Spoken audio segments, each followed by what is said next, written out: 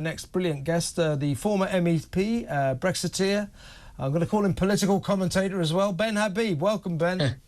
Good evening, Kevin. Yeah, brilliant to be on. Thank you very much for having me. Always a pleasure. You're always welcome on this show. You know that. We were just working out what to call you now because, of course, of course, you recently left Reform UK. We'll get to that in just a second. But I'd love to get your take. I've been waxing lyrical tonight about my belief that in the light of the fact that, you know, mediocre minnows like Sadiq Khan are now getting knighthoods on the basis of, you know, pathetic political patronage, and Emily Thornberry, you know, the mates system, mates looking after each other, that we need an urgent reform of our honours system because, as Pete Barnes, my other guest, was saying earlier, it has become the dishonours system. It is shamelessly and blatantly corrupt. It is the way by which party leaders and prime ministers wield their power. You look after me, vote for me, I'll get you a knighthood, I'll get you a peerage. I say, right off the bat, let's strike a blow for decency. The Prime Minister and party leaders are no longer allowed to nominate people for peerages and knighthoods and honours. That would be a good step, wouldn't it? I'd like to get your feelings about that, but also, first off, perhaps, what you think about Sadiq Khan becoming a Knight of the Realm. You know what I think about Sadiq Khan, and you know what I think about him getting a knighthood. You described him as a political minnow, and I think that is being too generous. He's much worse than a minnow. A minnow is just a small, sort of unoffensive animal that might go around doing its own thing. Sadiq Khan is he's antipathetic to the United Kingdom. He doesn't love this country.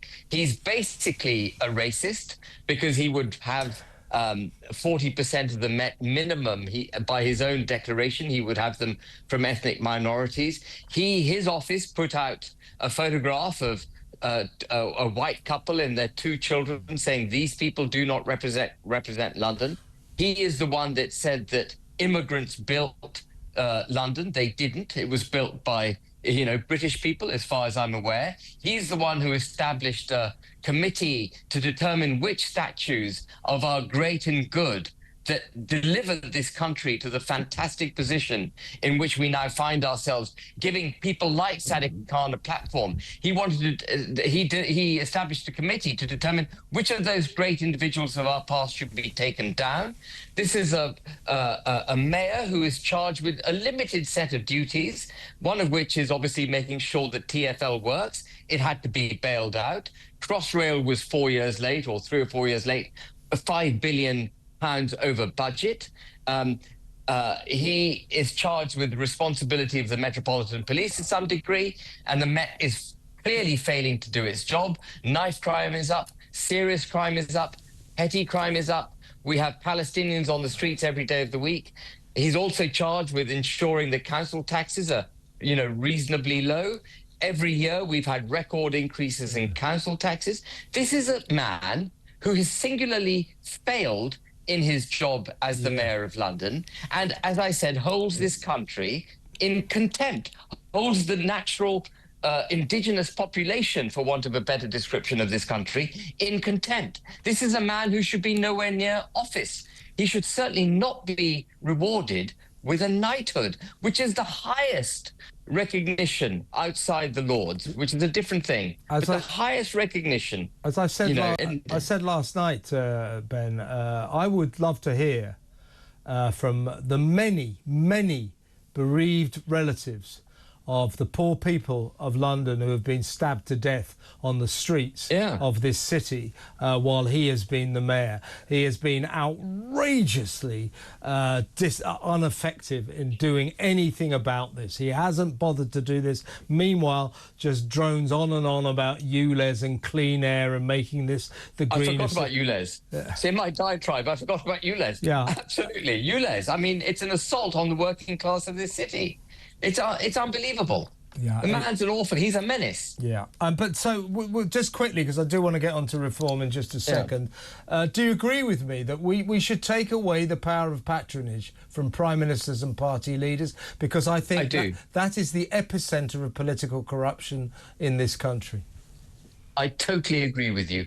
I think absolutely we should remove their ability to appoint peers in particular, because the House, the Lords, has now become another political chamber. What it should be is a conscience of the country, a revising chamber that looks at all legislation that comes forward from the Commons in a dispassionate, independent way. You now have whips in the Lords. You've got political appointees. It's terrible. We need to roll back the so-called reforms of the Lords and actually make it more that which it was before they got rid of hereditaries, frankly.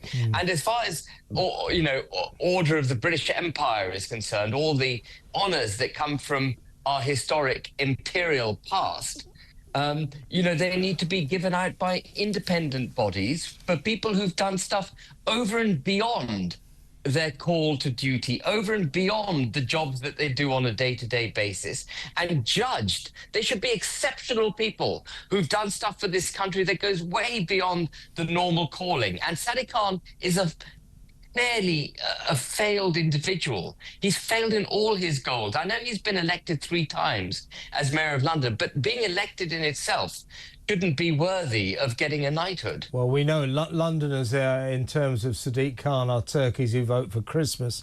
But, the thing about the capital city is it has this image, it's full of billionaires and millionaires, Chelsea, Knightsbridge, Mayfair. But actually, the majority of people in this city are pretty poverty-stricken, and in a city where the cost of living is astronomical, they really, really do struggle. They are the majority, and in a way, I don't blame them for, shall we say, not voting for the Tories or anyone else.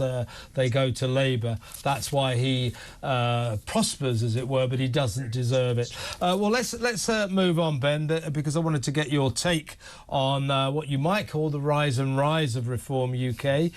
You left recently because you have concerns about its democracy, its internal systems. You believe that the membership are essentially incapable of deposing the leader, and you don't believe that's right in a democratic party. But what do you make of the fact that these new polls are now showing that Reform are ahead of Labour, closing in on the Tories? Nigel Farage saying that he genuinely believes they got a chance of winning the next election. The Tories, I know you have your differences with Reform UK, but Reform UK, I do think, speak for the people when it comes to the migration and indeed the legal immigration crisis we have, whereas the Tories betrayed the people. They deceived the people. They didn't tell us they were letting in millions of people under our very eyes legally, and they continue to do nothing about the illegal migrants crisis. Kemi Badenoch ludicrously last week, I thought, failing to put a cap number on the number of people she would let in were she to become Prime Minister. She missed a real trick there. So the Tories have let the people down, and Reform are capitalising on that. So, and Keir Starmer didn't even mention immigration yesterday. I know. In his 6 points. And, what we've got 6 milestones, Ben. Get the words. Not cornerstones, not pillars. You've got to get the right. Not missions, milestones. Yeah, milestones. But he didn't even mention immigration. And what we've got in the Uniparty of the Labour Party and the Conservatives, 2 parties which seek to govern, as far as I can see, for the greater global betterment. They're not looking at what's right for the nation state that is the United Kingdom. And their pursuit of this kind of global agenda basically enables them to come to terms with every foreigner in this country having equal rights to British citizens. And their attitude to immigration effectively follows that it doesn't matter whether you're a British citizen or not. What we're going to do is champion every individual's right equally. And what that effectively results in is the population, the British citizenry, the nation state that is the United Kingdom, being put behind and being materially adversely affected by that thinking process. So that if you're a British citizen, you're not having your interests promoted, you're not having your prosperity considered any more than immigrant prosperity. And what we've had as a result economically over the last 3 or 4 years, frankly, is a reduction in wealth per capita in this country because of the rampant immigration we've had. Yeah. So it's not surprising that a Labour Party that doesn't care about the British citizenry, and which has a Prime Minister, by the way, that would open borders completely and hand over power to Brussels, given half a chance, and a Tory party that promises, you, as you rightly said, Kevin, to fix it all, but didn't fix it, it's not surprising that they find themselves completely out of favour with the people. And even... Yeah, I mean, I'm with you. I agree with you. But I've got Pete Barnes here, as I said earlier, one of the few remaining members of the Conservative Party. So, has he got his underpants? What do you think, Pete? I mean, you know, you must admit. I mean, Farage last night. Did you watch Question Time last night, Ben?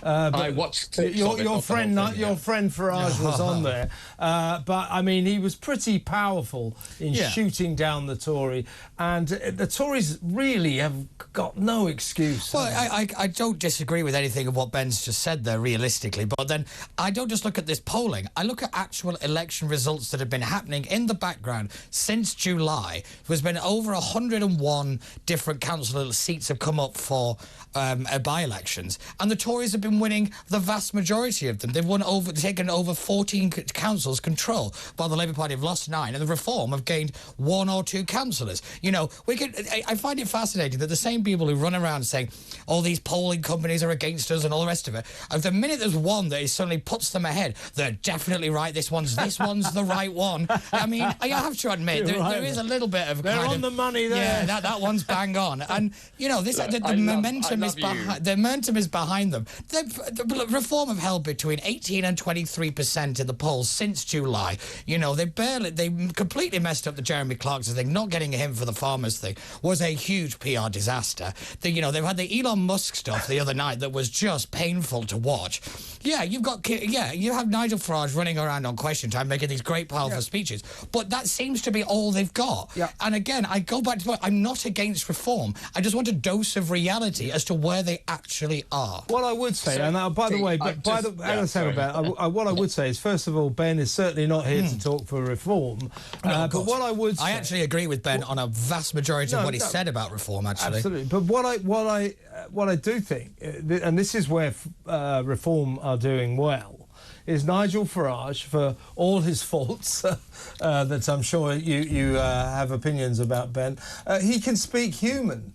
He knows how to speak to people. He connects with people. And I don't think Kemi Bade connects with people at all. And, of course, we don't even have to discuss whether or not Keir Starmer connects. You know, as I said, I'd like to ask Keir Starmer this question. Speaking as an outsider, what do you think of the human race, Keir? You know, but you know, Nigel Farage does speak human. And I think that the Reform UK Party are connecting with the people on migration, and that is crucial. So let me just say, you said, you implied that there may be some issues between me and Nigel. There are none, as far as I'm concerned, on a personal basis. Nigel, we wouldn't have had the vote for Brexit, for leaving the EU, if it wasn't for Nigel. He's pivoted the debate dramatically, and I think his power will bloom with Trump as president of the United States, setting an agenda which is very similar to the kind of agenda that Reform would set. So I think the landscape is propitious for Reform doing well. I think it's all set for Reform to do well. And I will just remind Pete, for the sake of listeners who may not be aware of this, that I think you said you would put your underpants on your head. That's right. Yeah, I did. Yeah, but then technically one of those MPs was in a loose coalition with Reform, so I'm sticking to that one. But again, I changing the goalposts. Yeah. I haven't finished, Pete. Sorry, go on. So parties don't win elections. What happens is, and I'm sure we'll all agree on this, is that other parties lose elections. And Labour has absolutely discredited itself with the electorate already.